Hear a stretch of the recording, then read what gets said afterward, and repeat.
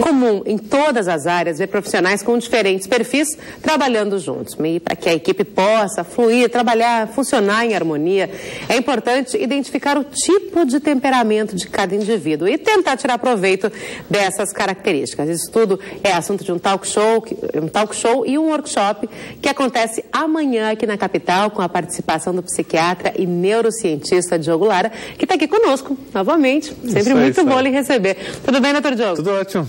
Olha, tudo isso que a gente está falando, né, uma equipe que normalmente é heterogênea e até precisa ser, às vezes, para desenvolver com mais sucesso a sua tarefa, é difícil agradar todo mundo e fazer com que essa equipe trabalhe mesmo em harmonia, né? Quase uma tarefa utópica. Claro, tem que ter bem claro, para quem está contratando tem que ter muito claro qual é o perfil de pessoas, né? E uma das estratégias que a gente tem pensado sempre é como é o perfil emocional dessas pessoas, não só nas suas capacidades. A gente pensa, pega o currículo daquela pessoa, vê se ela tem um currículo adequado para aquela situação. Faz uma entrevista que é baseada também num pouco de experiência intuitiva, como é que sente aquela pessoa. Mas acho que também tem uma série de características que é muito interessante de se pensar, que é a natureza daquela pessoa, que é o temperamento. Então, para caracterizar assim, 4 grandes tipos de temperamentos, né? Tem pessoas que são estáveis, regulares, disciplinadas, que são muito boas para uma série de tipos de trabalhos. Outras que são mais extrovertidas, soltas, comunicativas, às vezes impulsivas ou às vezes reagem rápido, que são boas para outro tipo de trabalho, por exemplo, para vendas ou para comunicação, enfim. Outras pessoas que têm um perfil mais instável. Daí pode se perguntar, mas para que será que é um bom perfil instável? A gente se assusta com instabilidade hoje em dia, né? Muitas pessoas instáveis têm uma particularidade que é a coisa da criatividade, ou de uma sacada mais intuitiva de algumas coisas.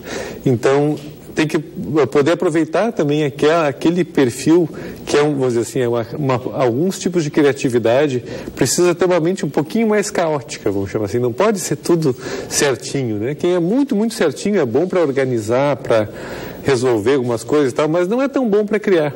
Outros já têm uma mente mais aberta, um pensamento mais divergente, que a gente chama, pensa diferente. Agora, essas pessoas às vezes não são muito boas para trabalhar em equipe ou não conseguem trabalhar em equipe.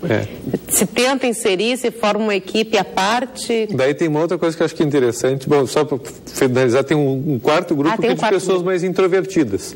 Elas rendem muito bem assim, em trabalhos que tem uma tendência a ser mais isolado, porque tem que ficar mais isolado, elas se adaptam melhor, ou ambientes que não são muito turbulentos, assim, né? É onde elas se adaptam melhor. Um trabalho mais solitário, elas se dão super bem, elas preferem trabalhar sozinhas, podem trabalhar de casa também, mas porque não gostam tanto de socializar, se incomodam um pouco. Então, tem alguns trabalhos que podem ser muito bons para essas pessoas também.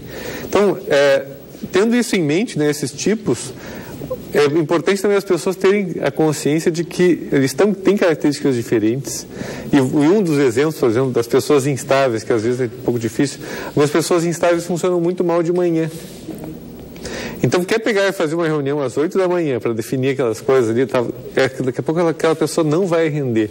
Mas ela vai estar com a mente ligada às 5, 6 da tarde. Então, para fazer algum tipo de reunião que tenha a ver com criatividade, com aquelas pessoas que têm um temperamento mais instável, a ideia, o negócio é fazer uma coisa um pouco mais solta em final de tarde. Quem é que é bom para se reunir de manhã?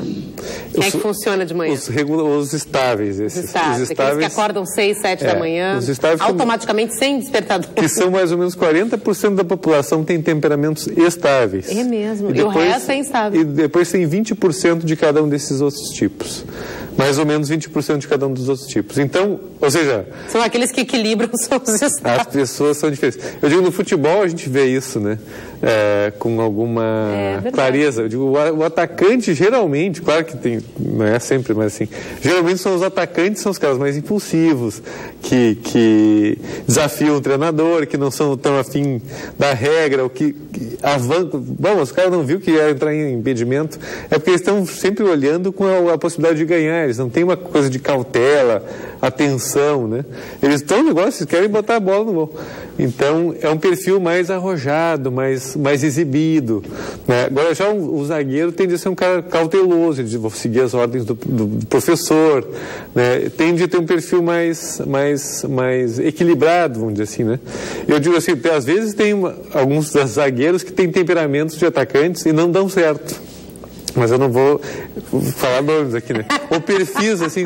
O comentário esportivo, mas eu vou me arriscar e fazer um comentário aqui que é o seguinte, que eu digo, não se contrata zagueiro tatuado. Ah, é? Eu, se fosse, por quê? Porque tatuagem tem uma coisa de... Mas hoje todo mundo faz tatuagem. Não, mas aí tá, mas aquela tatuagem explícita. Exatamente, aquela claro, estou dizendo uma tatuagenzinha. Aquela coisa do braço, peito. Eu digo, não faz parte da natureza de um zagueiro. Um zagueiro é um cara para ser cauteloso, para ser um cara que percebe risco, ele tem que antever as coisas e ele não está lá para criar. Ele está para destruir. Destruir o jogador do outro, né? E as pessoas que têm uma mente mais hábil para isso, elas tendem a ser um pouco mais certinhas, mais cautelosas e tal. Não é para criar, não é para inventar. Por outro lado, o atacante Neymar lá cheio de cabelo, tudo bem. Esse é ele. É ótimo. Esse cara está lá para criar, para fazer diferente, para se arriscar, para fazer uma coisa que ninguém fez. Tem tudo a ver com ele.